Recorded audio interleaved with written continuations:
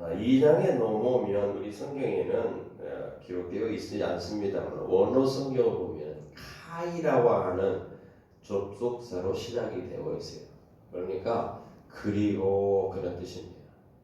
또한 마찬가지로 이런 단어로 시작을 한단 말이죠. 그러니까 2장은 1장에 언급된 것에 대한 말미로 계속해서 그 하나님의 능력이 얼마나 엄청나고 큰 것인가를 설명을 했는데 그것에 대해서 좀 더 자세히 설명하겠다, 그런 의미가 있는 것입니다.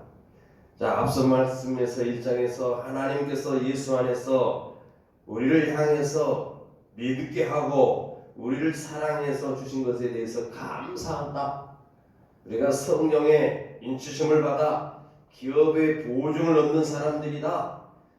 우리 성도들이 그 하나님의 장엄한 구원의 은혜와 그 크기에 대해서 좀 이해하고 붙잡기를 원한다라고 하는 차원에서 사도 바울이 기도를 했고, 특별히 이 세상의 험악한 세상에서 하나님의 백성들이 살기 참으로 어려운데 그 어려운 세상에서 반대가 폭주하는 이 세상 가운데서 하나님께서 베푸신 그 능력을 한번 이해함으로 이 세상을 그 능력을 붙들고 이겨나갈 수 있도록 하기 위해서, 알기 위해서 기도한다, 그렇게 했지요.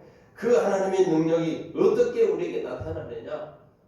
한마디로 예수 그리스도의 십자가의 죽음, 그리고 부활, 그리고 하늘나라의 우편에 앉아 계신 것을 통해서 하나님의 어마어마한 능력이 나타났다 설명을 했고, 그 2장에 딱 나오면은 1장에 예수 그리스도 안에서 그렇게 했다, 예수 그리스도라는 단어가 한 20여 번 나오는데 2장에 역시 마찬가지로 2장도 모든 말씀을 풀어갈 때 예수 그리스도 안에서 라는 말씀으로 풀어가는 것을 보게 됩니다. 다시 말하면 당신들이 지금 하나님의 도움으로 말미암아 그 복음의 풍성함을 알기를 원한다. 그 풍성함을 알지 못한 사람이 있을까봐 혹시 너희들이 어떤 존재인가를 내가 알려주겠다라고 하면서 2장에서는 하나님께서 역사하시기 전에 인간이 어떤 존재인가, 하나님의 큰 풍성한 은혜가 나타나기 전에 인간은 어떤 존재였던 것인가를 설명을 한 것이 2장이라는 거예요.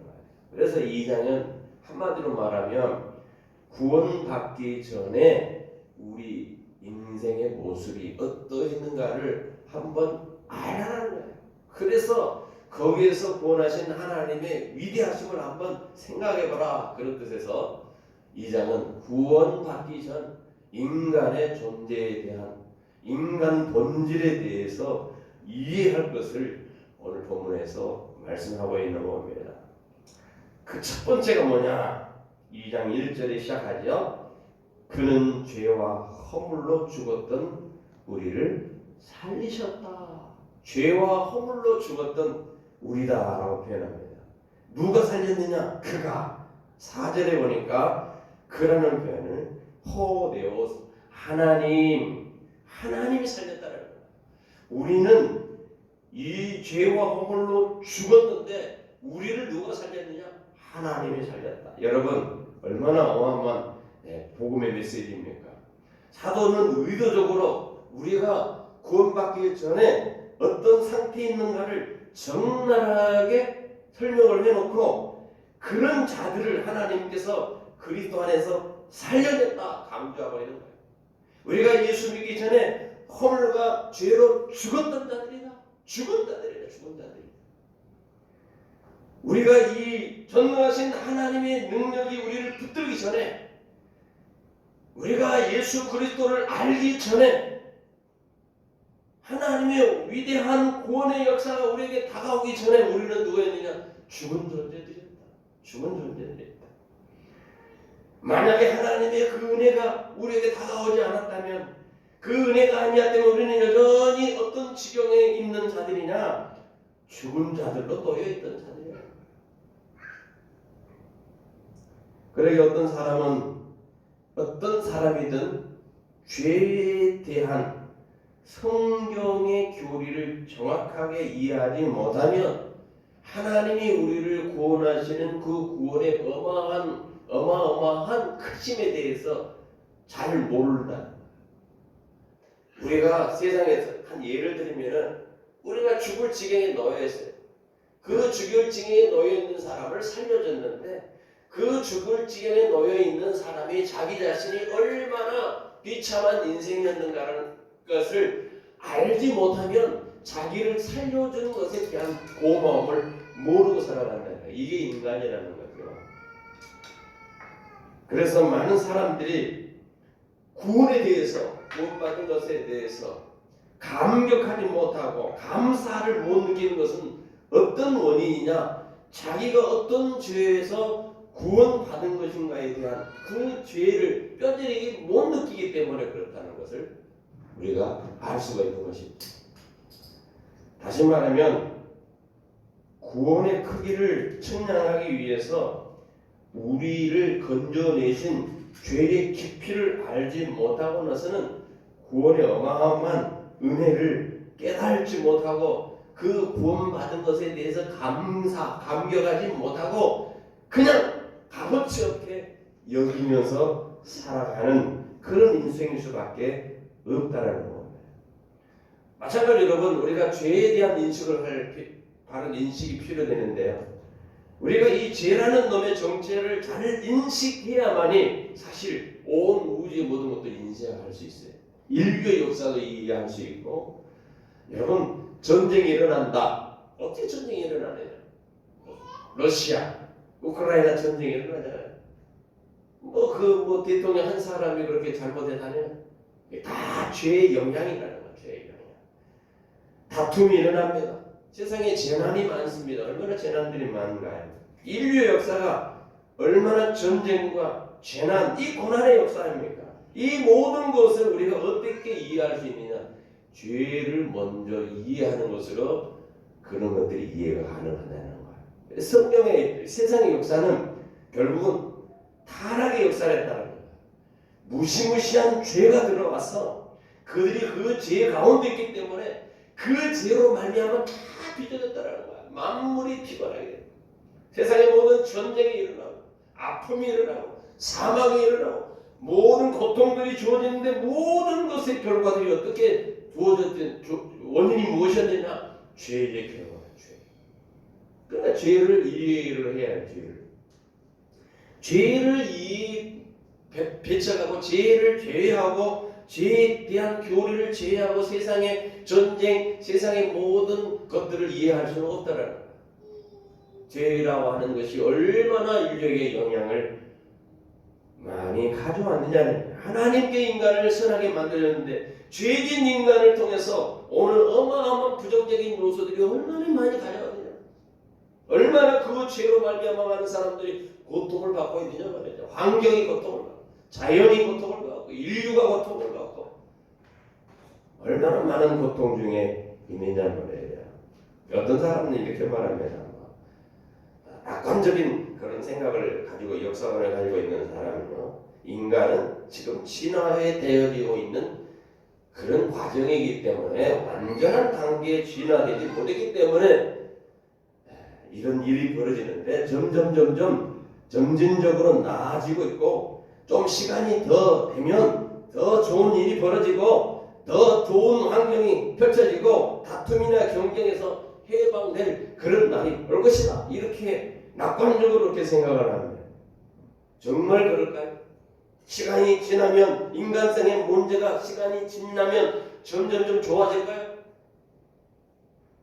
인간성의 포악함이 정말 시간의 문제이고 교육의 문제이고 지식의 문제입니까? 교육을 잘하고 지식을 잘 전달시키고 주입시키면 놀라운 그런 인간이 바뀌고 변화됩니까? 왜 교육하고 훈련하는데 인간이 변하지 않습니까? 왜 더 많은 지식을 가지고 있고 많은 것을 누리고 있고 많은 것을 소유하고 있는데 인간의 삶은 이만큼 더 비참하네, 더 악해지고 있냐? 인간은 죄인으로서 죄 속에 살다가 죽는 존재이기 때문에 그렇다는 거야. 아무리 아무리 인간이 죄된 인간이 발버둥을 쳐도 인간은 죄의 본성을 가지고 있고 그 죄의 본성 때문에 영원히 멸망받을 수밖에 없는 그런 자녀들이래. 성경은 오늘 본문에서 불순종의 자녀들이라는 거예요. 불순종의 자녀들이기 때문에 이런 상태에 놓여 있다라는 것이죠. 여러분, 성경은 철학과 같이 관념적이지 않습니다. 다시 말하면 생각에 머물러 있는 것 같은 그런 식으로 이 세상을 이해해서는 안 된다는 거예요. 실질적이라는 거예요. 실존적이라는 겁니다. 지금 내 모습을 한번 똑바로 한번 봐봐라. 네 마음의 상태를 한번 딱 똑바로 바라봐라. 다른 곳을 핑계대지 말고 네 스스로를 한번 고쳐봐라. 그것이 네 안의 모습이고 너의 모습이다. 이것이 성경이 우리에게 주는 그러한 찔림이에요. 우리에게 대한 호소예요. 잘못됐다라는 거예요. 너는 네 힘으로 안 된다는 거예요. 너는 썩어 있기 때문에, 죄져 있기 때문에 누군가의 도움이 필요한 존재다. 너는 그런 존재다. 이게 인간 실존이라는 거예요. 그래서 그런 바탕 안에 예수님을 소개하는 거예요. 예수님이 누구냐 말이에요.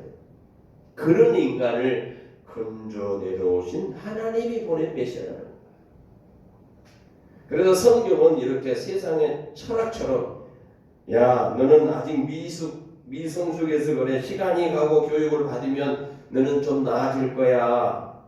이렇게 자꾸 수면제 같은 진통제 같은 그런 해열제 같은 그런 것으로 아픔을 잠깐 잊게 하는 것이 아니라 성경은 우리에게 딱 찢어서 얘기해. 네 환부가 뭐냐? 네 아픔이 뭐냐? 네 아픔과 네 죄악이 뭐냐? 그거를 도려내야 된다. 도려내야 된다. 살짝 덮고 진통제 맞고 수면제 맞고 안정제 맞고 뭐 해열제 맞고 해가지고 그냥 살짝 덮어질 것이 아니라는 거예요. 정확하게 자신의 죄를 직시하게 하는 거예요. 그래, 너는 죄인이다. 예수님이 처음 외치는 것도 회개하라. 죄인이라는 거예요. 회개하라 하라는 말은 죄인이라는 거예요. 전제하에 회개하라. 천국에 가까웠다. 자신의 죄를 직시하라는 거야. 자신의 죄를 직면하게 되면 인간이 얼마나 비참한 존재인가를 알게 돼. 그러나 그 직면하는 것을 통해서 자기의 비참한 것을 아는 것을 통해서 진짜 고쳐지는 거예요. 회복되는 거예요. 이게 바로 뭐냐? 은혜가 임하는 거예요. 그때 은혜됨을 깨닫게 되는 거예요. 그래서 사울은 오늘 본문에서 인간의 실존이 뭔가, 인간이 어떤 존재이냐 몇 가지로 읽어주고, 예를 들어서 죄악 가운데 인간의 상태가 어떠했는가, 두 번째는 어째서 인간이 이런 상태에 빠졌느냐, 세 번째는 이 상태와 조건이 실제적으로 어떤 것을 가져왔느냐, 이런 죄에 빠진 인간을 하나님께서 어떻게 보고 계시느냐, 그리고 하나님께서 이 인간을 위해서 무슨 일을 하셨는지 아느냐, 그거를 조목조목 설명을 하고 있는 거예요.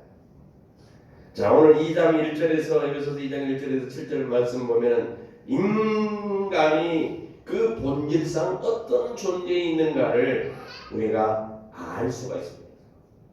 인생의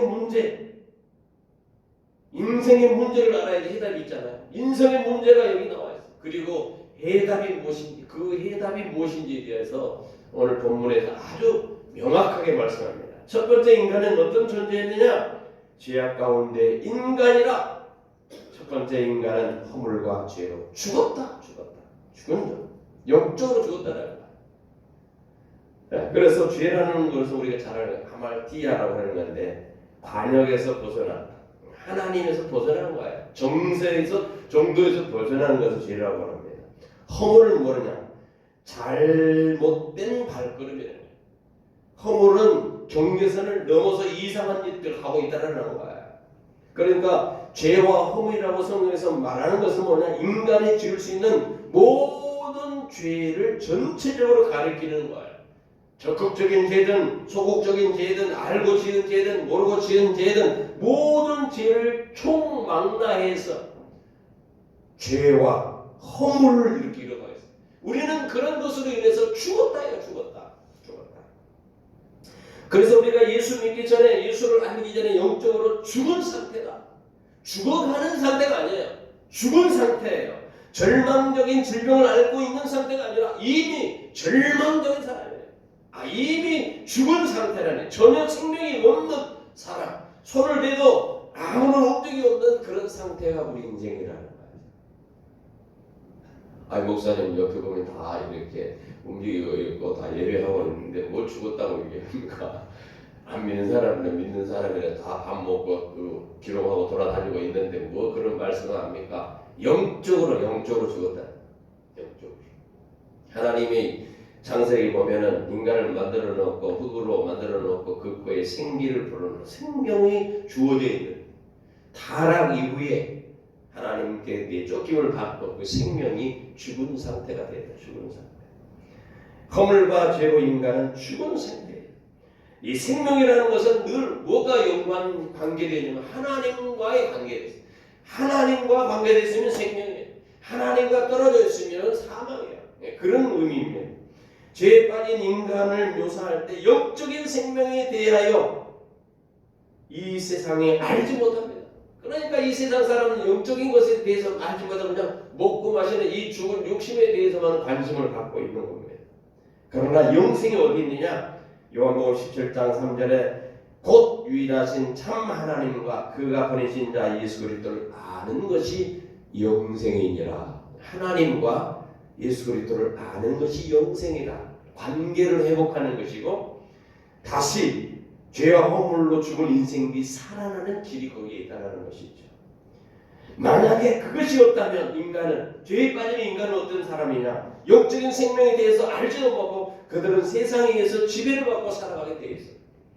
그래서 오늘 본문 2절 3절에 보니까 우리가 예수 믿기 전에 어떤 사람인가를 아주 잘 묘사를 하고 있습니다. 2절 3절 같이 한번 읽어봅니다. 읽습니다. 그때 너희는 그 가운데 행하여 이 세상 풍조를 따르고 공중의 권세 잡은 자를 따랐으니 곧 지금 불순종의 아들들 가운데 역사하는 영이라. 전에는 우리도 다 그 가운데 행하여 육체의 욕심을 따라 지내며 육체와 마음이 원하는 것을 하여 다른 일과 같이 본질상 진노의 자녀였더니. 자, 여기 보니까 행하여 지내고 산다는 거야. 나 행했다. 우리 모든 걸음걸이, 모든 행동이, 모든 전반의 인격 전체가 허물과 죄로 죽은 그러한 상태로 그냥 정적적인 상태가 아니래. 그냥 죽었다라는 이 표현을 우리가 생각할 때 이 세상에 죽었기 때문에 꼼짝도 안 하고 그냥 가만히 있는 것이 아니라는 거야. 이 죽은 상태를 성경이 어떻게 묘사를 하고 있느냐? 공중의 권세 잡은 자를 따랐단 말이야. 공중의 권세 잡은 자. 그러니까 죽은 것은 하나님을 떠나서 죽은 것은 생명이 없는 것은 저 밖에 돌아다니는 수많은 사람들은 믿지 않냐는 영혼들은 지금 공중의 세상의 풍조를 따르고 공중의 권세 잡은 자를 따라가고 있는 사람들이에요. 이 사람들은 그냥 가만히 있는 것이 아니라 동적이고 적극적으로 죄를 범하고 있어요. 하나님 향해서 거역하고 있고 나쁜 짓을 할 뿐만 아니라 능동적으로 세상을 향해서 막 기쁨으로 살아가되 하나님을 향해서 적대적으로 살아가는, 하나님과 관계없이 살아가는 그런 삶을 살아가는 모습으로 보여지고 있다는 거예요. 하나님과 관계없는 삶, 허물과 죄로 죽었다. 두 번째 오늘 본문에 또 하는 것은, 그럼 어째서 인간이 이런 상태에 상태에 빠졌는가? 이유가 있을 거 아닙니까? 이제 그때에 너희는 그 가운데 행하여 이 세상의 풍조를 따라 공중의 장들을 따랐다. 아까 말씀드렸죠. 죄인들이 이 세상에 누군가의 지배를 받고 있기 때문에 그렇다는 거야. 어떠한 존재의 지배이냐? 이 세상의 풍속을 쫓는, 이 풍속이라는 단어는요, 아이온이라는 단어를 보는데 이 세상, 이 세대, 이 시대 그런 겁니다. 그러니까 정확히 보자면 너희가 이 세상을 쫓고 있다 이렇게 표현하고 있는 거예요. 이 세대가 어떤 세대입니까? 갈라디아서 1장 4절에 보니까 그리스도께서 하나님 곧 우리 아버지의 뜻을 따라 이 악한 세대라고 표현해요. 악한 세대. 우리를 이 악한 세대에서 건지시려고 우리 죄를 위하여 자기 몸을 들이셨다 이렇게 표현하고 있어요. 그리스도께서 희생한 것은 이 악한 세대에서 하나님을 모르는 세대, 하나님을 거역하는 세대에서 우리를 건져내시기 위해서 죽으셨는데, 이 악한 세대를 지금 얘기해요. 이 악한 세대. 우리가 그 악한 세대의 풍족을 따르고 있었다. 같은 단어입니다. 이 현 세대의 사고방식, 이 악한 세상의 정신구조, 이것을 따라 살 뿐만 아니라 그것의 통제를 받고 그것의 지배를 받고 있는 그 무서운 것을 여기서 말씀하고 있는 거예요. 이 세상의 풍조를 따르고 공중의 권세 잡은 자를 따랐으니 불순종의 아들들 가운데 역사하는 영이라. 즉 이 세상의 사고방식, 정신구조, 하나님을 떠난 사고방식, 하나님을 떠난 정신구조, 삶의 모든 영이 방식, 이것들이 어떤 세상이냐? 악한 세상인데, 이런 세상에 지금 믿지 않는 영혼들은 지배를 받고 있다는 거야. 소망이 없이 하나님 없는 상태로 세상에 속해서 세상이 시키는 대로 세상이 가는 물결대로 따라가서 이리 가라 세상의 통제를 받고 지배를 받는 그 모습이죠. 이 로마서 12장에서는 이걸 더 적극적으로 표현해 주고 있습니다. 로마서 12장에 보면은 12장 2절에 너희는 이 세대를 본받지 말고 오직 믿음으로 마음으로 새롭게 함으로 변화를 받아 하나님이 선하시고 기뻐하시고 온전한 뜻이 무엇인지 분별하더라 하라. 이 세대를 본받지 마라. 이 세대가 어떤 세대냐? 하나님을 떠난 세대, 하나님을 없다고 하는 세대, 하나님에 대해서 거역하는 세대, 이 세상의 사고방식, 이 세상의 구조, 이 세상의 역사, 이 세상 사람들이 지배하고 있는 그 어둠의 세력 가운데 있는 것, 이것을 본받지 말라는 거예요. 이 악한 세대를 쫓는 사람들에 대해서 바울은 갈라디아서에서 또 묘사합니다. 갈라디아서 5장 19절 이하를 보니까 거기 보면 이 세상의 악한 모습에 대해 다 묘사를 합니다. 여러분 찾지 마세요.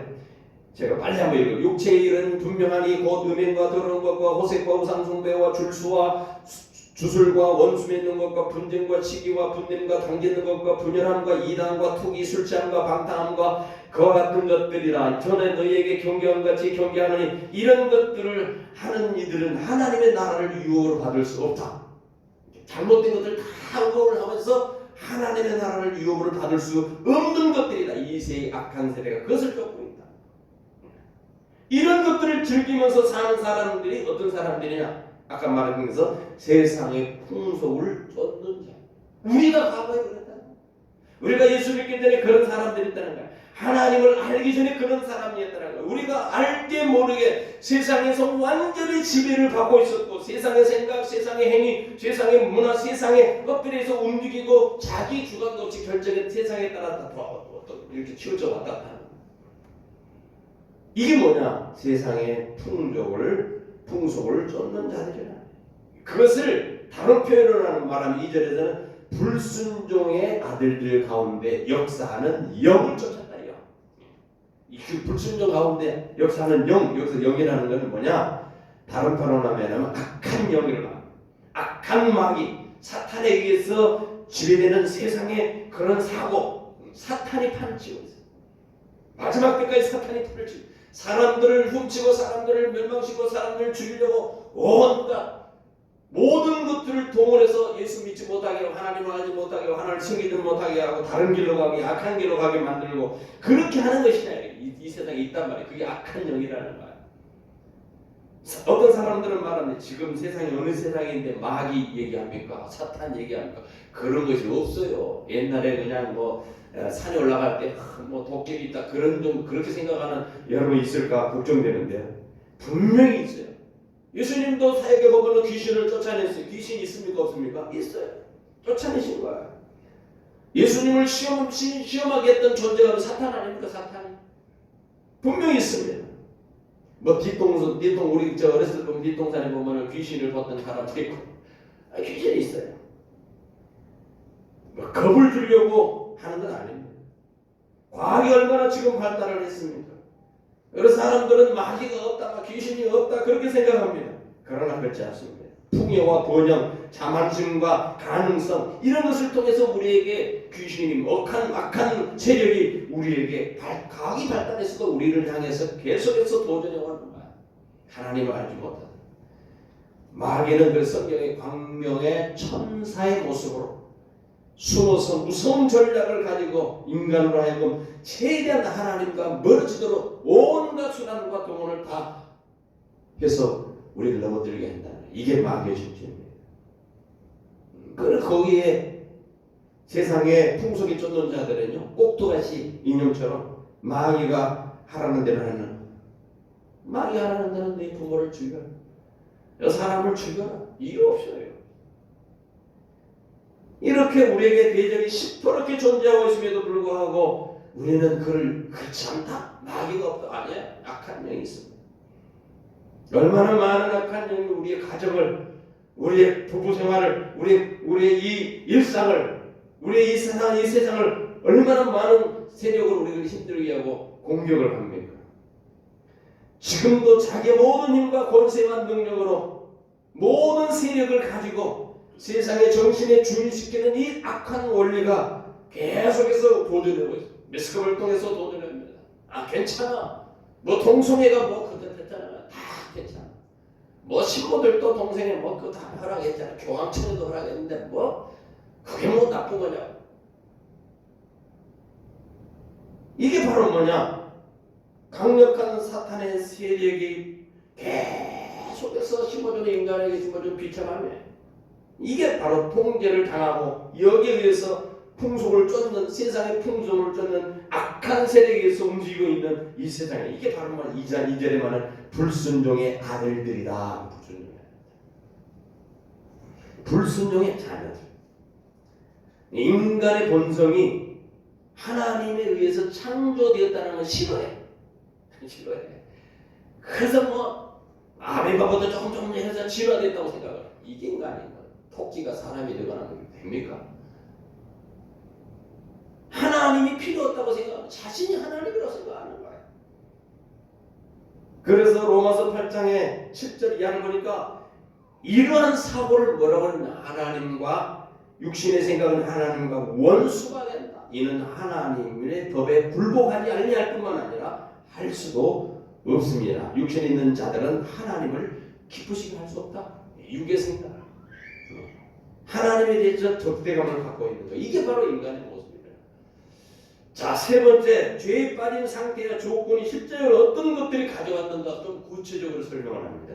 3절에 전에는 우리도 다 그 가운데 우리 육체의 욕심을 따라 지나며 육체와 마음이 원하는 것을 하여 다른 이들과 같이 본질상 진노의 자녀였더니 이렇게 표현하고 있습니다. 우리가 다른 사람들처럼 예수 믿기 전에 다른 사람들처럼 우리도 마찬가지로 본질상 진노의 자녀예요. 아이가 태어나면 우리 꼬맹이 아이가 있잖아요. 예수 믿기 전에는 본질상 진노의 자녀예요. 영원한 천국을 받아야 되는 자녀예요. 그런 자녀라는 이미 본질상 성악설이 성악설. 인류가 타락하는 모든 인간은 아이가 어머니의 젖을 받는 그 무슨 죄를 졌냐고, 아니에요. 인간이 이미 죄를 가지고 있는 거예요. 그게 뭐냐? 아담의 대표 원리에서 나중에 제가 설명합니다. 그런 거예요. 이게 본질상 본래가 우리가 전에 하나님 대해 본질상 진노의 자녀였다. 예.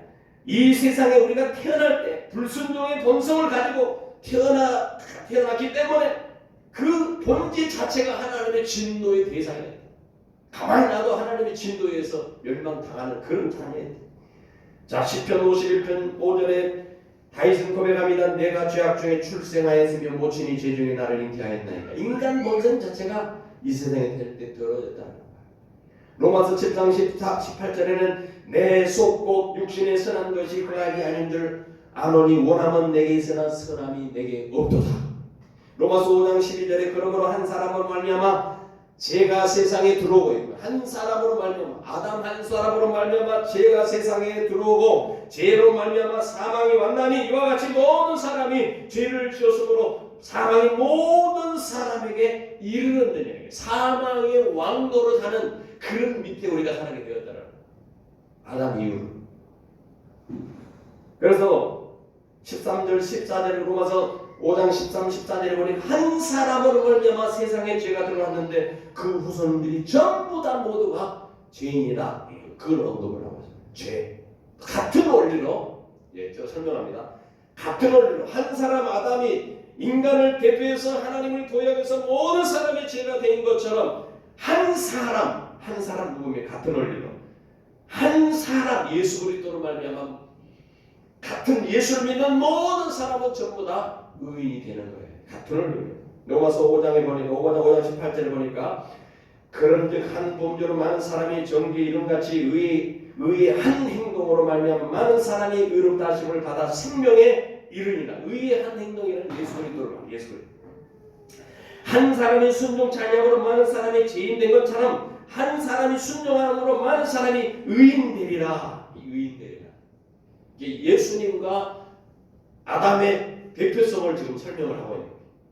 고린도서 15장 21절에 이 마찬가지로 사망이 사람으로 말미암아 죽은 자의 부활도 사람으로 말미암도다. 아담 안에서 모든 사람이 죽은 것 같이 그리스도 안에서 모든 사람이 삶을 얻으리라. 아담이 여기 보세요. 아담이 안에서 모든 사람이 죽은 것 같이 원죄. 아까 말한 불순종의 죄, 불순종의 아래 진노 아래 놓여 있는 상태, 인간 상태. 그런 것처럼 한 사람 예수 그리스도 안에서 모든 사람이 삶을 얻는다, 생명을 얻는다. 원리가 있다. 아담의 죄, 아담은 죄, 예수님은 구원. 이 원리가 성립되는 거지. 자, 아담이 전 인류의 머리였다면 예수님께서는 하나님 백성들 교회의 머리이신 것처럼 아담은 전 인류의 머리였고 그로 말미암아 모든 인간은 죄에 놓이게 됩니다. 우리는 그 안에서 모든 사람이 죄를 졌다. 그런데 그 죄인으로서 어떻게 생명을 얻을 수 있느냐? 죄인으로 인해서 사망이 일어났고 하나님과 단절됐는데 누가? 예수 그리스도의 은혜로 예수 그리스도를 하나님께서 보내주심으로 물며 하나님께 나아갈 수 있는 길을 열어주는 거예요. 그리고 우리를 사망에서 생명으로 옮겼다. 진노에서 생명으로 옮겼다 표현하고 있는 겁니다. 그래서 에베소서 2장 3절에 전에는 우리도 그렇게 시작합니다. 전에는 우리도 그랬다. 그 가운데 있었다. 육체의 욕심을 따랐다. 마음에 오는 것을 했다. 다른 이들 같이 진노에 사냥했다. 전에는 우리도 그랬어요. 전에는. 그러나 이제는 어떻습니까? 이제는 사실 하나님의 진노라고 하는 것은 하나님의 사랑의 표현이에요. 하나님의 사랑의 표현. 하나님을 사랑하시는 분의 표현이 진노로 나타났어요. 하나님을 믿는 것은 영생인데 하나님을 알지 못한 것에 대해 진노가 머무르는 거예요. 하나님을 생각하지 않은 것에 대해서 진노가 머물렀어요. 하나님이 당신의 아들을 세상에 보내주셨어요. 그 진노하심을 통해서 보내주시고 하나님께서 당신의 사랑을 보여줬다. 그래서 우리는 전에는 그런 자인데 이제는 다른 자다. 알아야 돼. 우리 신분을 알아야 돼. 여러분이 그런 신분인 걸 믿으십니까? 또 네 번째 우리가 한번 생각해 볼 것이 있습니다. 그게 뭐냐? 하나님이 없는 삶은 실제로 어떻게 자신의 모습을 드러내는가라는 거야. 하나님이 없으면, 하나님을 믿지 아니하면 어떤 모습으로 자기 자신을 드러내는 인생인가? 하나님께서 그런 상태에 있는 인간을 어떻게 보고 계시는가? 죄악이 있는 사람은요, 육체 욕심에 의해서 조롱된다는 거야. 그래서 3절에 그렇게 표현을, 전에는 우리도 다 그 가운데 우리 육체의 욕심을 따라 지내는 육체와 마음이 원하는 것을 했다. 여기서 성경은 육체라고 할 때 죄의 상태에 있는 인간 본성을, 죄 가운데 있는 사람을 언급을 할 때 육체라고 해요. 저가 육체가 되었다는 것은 죄인 상태에 놓여 있다는 겁니다. 육이라는 말은 단순히 이 살만, 고깃덩어리만 말하는 것이 아니라, 이 고깃덩어리 육체만 말하는 것이 아니라 히브리어 육이라고 표현되는 건 사람, 인류를 얘기합니다. 저들이 인류가 되었다. 저들이 육체가 되었다. 사람이 되었다. 하나님을 떠난 타락한 본성이 되었다. 그런 의미예요. 그러니까 존재는 존재이지만, 하나님이 만드는 존재는 존재이지만 타락 후에 죄악적인 본성, 죄악적인 충동을 가진 그런 육적인 존재가 되었다. 그런 말이에요. 그래서 그들이 하고 있는 건 뭐냐? 앞에서 말한 허물과 죄로 죽었다라는 표현도 그렇게 되겠지만, 그래서 하는 일이 뭐냐? 육체의 욕심에 의해서 지배를 받고 거기에 통제당하고 죄와 허물로 삶을 용이하는 것입니다. 그게 바로 뭐냐? 성경이 진술하는 하나님의 진노 아래 있는 인간의 모습이 그렇다는 거예요. 이런 죄에 대한 성경의 진술은 항상 하나님의 진노 아래 있다. 죄에 있는 진노 아래 있어. 진노 아래 있어. 우리가 예수 믿기 전에는 진노 아래 있는 존재. 진노 아래 있는 존재. 그런데 거기서 끝나지 않을 거예요. 사도 바울은 구원하시는 하나님의 놀라운 역사를 아까 말씀했다고 그랬잖아요. 하나님의 구원이 얼마나 큰가 놀라운가를 이 1장에서 마지막 말미에서 얘기하고 그러고 나서 계속해서 그 놀라운 하나님의 구원의 역사를 이해하기를 원하고 바랐는데 알기를 바랬는데 그 하나님이 어떤 분이냐 말이에요. 그래서 4절에 그런 표현, 4절 같이 한번 읽어봅시다. 4절 긍휼이 풍성하신 하나님이 우리를 사랑하신 그 큰 사랑을 인하여 이렇게 긍휼이 풍성하신 하나님에 대해 설명하시면 구원하신 그 하나님은 어떤 하나님이야? 긍휼이 풍성하신 하나님. 네. 그 하나님이 우리를 사랑하시는 그 큰 사랑 때문에 그 사랑으로 인해서 하나님이 이런 죄에 빠진 자를 위해서 어떤 일을 했느냐? 그 긍휼함을 베푸시고 사랑을 베풀었다는 거예요. 죄로 1절에 죄로 죽었던 우리를 살리시는 일을 했다. 5절에 허물과 죄로 죽은 우리를 그리스도와 함께 살렸다는 거예요. 긍휼이 풍성하신 하나님이 그 크신 사랑으로 죄에 빠진 우리를 살리시고 그리스도와 함께 우리를 허물로 죽은 우리를 그리스도와 함께 살리셨다. 영적으로 죽어있는 자, 마귀의 지배받고 있는 자, 세상의 정신과 사고방식에 통제받고 있는 인간이었는데 그로 말미암아 영혼의 진노, 하나님의 진노 아래에 있는 인생이었는데 그런데 하나님이 사랑하셔서 그런 우리를 하나님의 긍휼이 풍성한 그 긍휼로 그 하나님의 사랑으로 우리를 건져냈다. 지금 그 얘기를 하고 있는 그걸 호소하고 있는 거예요. 그래서 기독교의 복음은 예수 믿는 이 신앙의 복음은요 그냥 조금 스스로 개선해서 좋은 삶을 살아라 이렇게 말하지 않습니다. 이렇게 호소하지 않습니다. 기독교 메시지는요 하나님께서 하나님의 아들이신 예수 그리스도 안에서 행하시는 그 일 때문에 죄악스럽고 정죄받을 인간이 그 세상 속에서 진노 아래 놓여있는 인간들을 건져내셨다. 그분이 누구냐? 하나님이 그 일을 했었다. 우리 하나님이 그 일을 했다. 그렇게 말하고 있는 거예요. 복음은 조금만 착하게 살아요. 좋은 일 하면 천국 가요. 이게 아니에요. 그렇게 말하는 것이 복음이 아니에요. 복음은 죄악된 진노 아래 있고 영원한 사망 안에 놓여있는 이들을 긍휼이 풍성하신 그 하나님이 당신의 사랑으로 아들을 세상에 보내셔서 허물과 죄로 죽었던 우리를 살려낼 뿐만 아니라 우리를 살려냈다.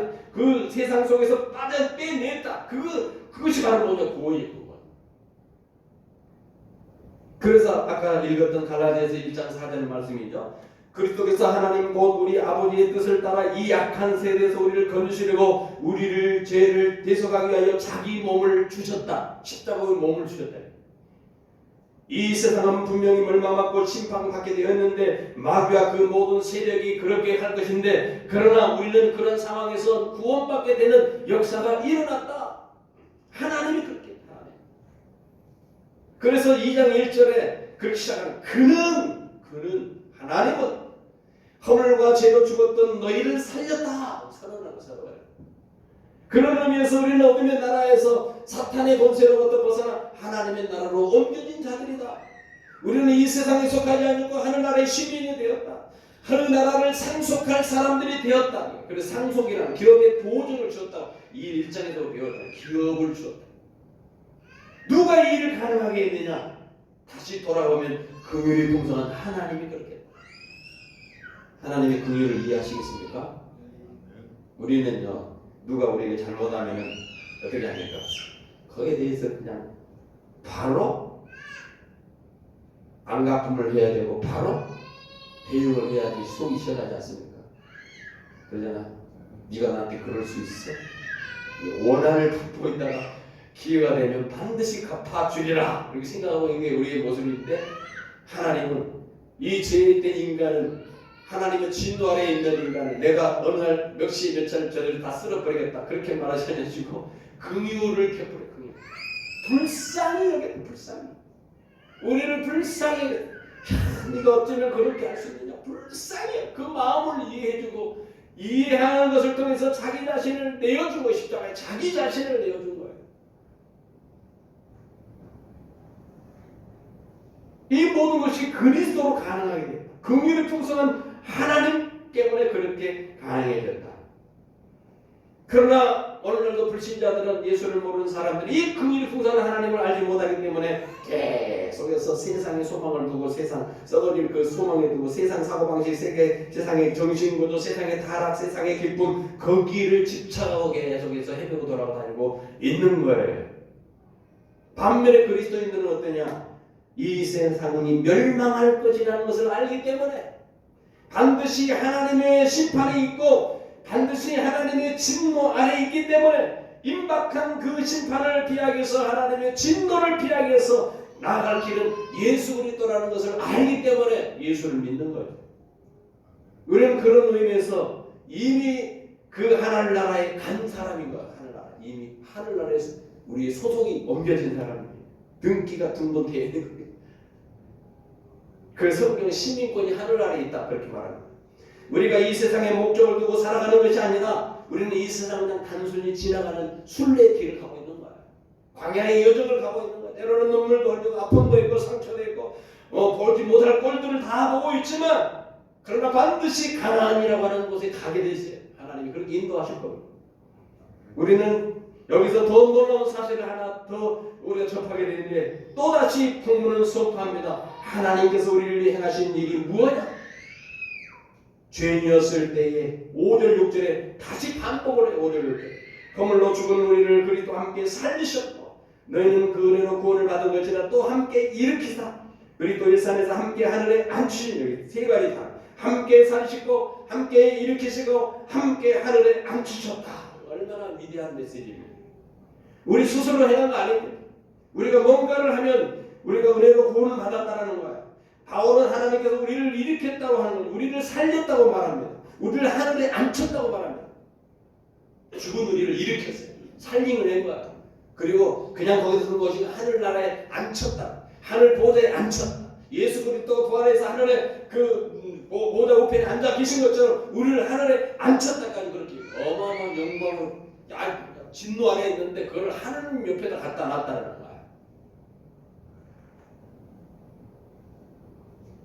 우리 스스로는, 그래서 그리스도인들은 하나님에 의해서 살림받았고, 옆 사람에게 하나님에 의해 살림받았고, 하나님에 의해 일으킴받았고, 하늘에 안침받았습니다. 이걸 기억을 해야 돼. 살리고 일으키고 앉혔다. 반면에 안 믿는 사람은 저 봐되겠죠, 그죠? 믿지 않는 사람들은, 이 세상 인간들은 부패해서 세상 풍족을 잡고 공중의 권세를 잡은 자를 잡고 영적으로 주고 있고 마귀의 지배 아래에 있고 세상의 정신구를 사고 당신의 통제를 받고, 그런 것이 인간의 입장이라는 거예요. 인간의 입장. 그로 말미암아 인간은 그 악한 권세 지배하에서 죄와 허물로 삶을 영위하고 육체의 욕심을 따라 육체의 마음이 원하는 것을 하여서 다 하나님의 진노 아래 계속 머물러 있는 거. 언제까지? 심판할 때까지. 그러나 그리스도인은 정반대라는 거예요. 살림을 받았고 일으킴을 받았고 하늘에 안침받았고, 이 모든 일이 그리스도와 함께라고 표현했어 성경에. 다 그래서 살림 받을 때 함께, 일으킴을 받을 때 그리스도와 함께 하늘에 앉았다. 다 표현, 함께. 우리가 누구냐? 그리스도와 우리의 관계가 뭐냐? 아주 중요한 메시지가 이 속에 있습니다. 갈라디아서 2장 20절에 이 표현을 이렇게 써요. 내가 그리스도와 함께 십자가에 못 박혔나니 그런즉 이제는 내가 산 것이 아니요 오직 내 안에 그리스도께서 사시는 것이라. 이제는 내가 육체 가운데 사는 것은 나를 사랑하사 나를 위하여 자기 자신을 버리신 하나님을 아들을 믿는 믿음 안에 사는 것이니라. 함께, 그리스도와 함께 믿음 안에 살아가는 거예요. 아멘. 연합되었던 연합의 메시지, 연대적 대통일이 이루어졌다는 거예요. 북한과 남한이 통일이 이루어지는 게 중요한 게 아니에요. 하나님과 내가 연합되었다는 사실을 알려주는 거예요. 그렇죠? 첫째 아담과 하나님의 언약 아래 된 인간, 죄악된 인간이었는데 둘째 아담 예수 그리스도 통하여서 영원히 생명으로 연합되었는 사람들이 포도나무와 가지가 연합되어 있는 것처럼. 그렇죠? 네. 엄청난 은혜를 누리게 됩니다. 포도나무가 가지가 포도나무에 붙어 있으면 열매를 맺게 되어 있어요. 연합되어 있기 때문에. 떨어져 있으면 죽어 있는 거예요. 그래서 에베소서 1장 23절에는 그렇게 표현을 할 수 있어요. 그리스도와 연합은 곧 교회의 몸을 이루는 여러 지체들과의 연합이라고 표현해요. 그래서 23절에 교회는 그의 몸이니 만물 안에서 만물을 충만하는 시 충만이라. 이 교회가 뭐예요? 그리스도의 연합체입니다. 이 놀라운 진리가 우리가 전에는 죽었으나 지금은 살아있다. 기억하시기 바랍니다. 하나님께서 우리에게 부여할 진노를 그리스도에게 감당시켰다. 뭐 요즘 이제 다음 주가 고난주가 되죠, 그죠? 종료주일이 다음 주에 지지난 한 주는 고난주. 예수 그리스도께서 왜 고난 당했느냐? 우리의 진노를 하나님께서 우리에게 물어야 할 그 진노를 예수 그리스도께 물으는 거예요. 예수가 내 대신을 내 고난 내가 죽어야 될 그 죽음을 내가 받아야 될 그 진노를 받음으로써 내가 생명을 얻게 되는 거예요. 살아나게 되는 거예요. 그렇게 하나님의 진노를 그리스도에게 담당시킨 겁니다. 나의 하나님이 나의 하나님 어찌하여 나를 버리시나이까라고 예수님께서 그 십자가를 앞에 두고 심판 앞에서 당하실 때에 절규하실 때에 하나님의 진노를 예수님에게 체험하고 계십니다. 그리고 예수님께서 십자가에 죽음받으고 장사지고 다시 살아납니다. 하나님께서 죽은 자를 가운데서 다시 살리시고 하늘의 우편에 앉아 계신 것, 그리고 모든 정사와 권세와 모든 주관자 이 세상뿐만 아니라 모든 세상에 오는 모든 이름 위에 뛰어나게 하신 하나님, 그분이 바로 누구냐? 예수 그리스도인데 그분에게 해당된 모든 권리가 우리에게 지금 주어졌대. 너희도 그리스도와 함께 살리시고 일으키시고 하늘 우편에 앉게 하셨다. 어마어마한 메시지를 선포하고 있는 거야. 바울은 바로 그것이 오늘 우리에게 해당된다고 말씀하거든요. 여러분과 제게 해당된다는 거야. 그래서 우리를 그리스도와 함께 살리셨고 함께 일으키고 함께 앉히셨다. 이 메시지를 여러분 마음에 품으시기 바랍니다. 하나님 우리를 살리셨어요. 죽은 자들이 아닙니다. 하나님 우리에게 생명을 주셨습니다. 과거에는 죽었지만 지금은 살아있습니다. 믿으시기 바랍니다.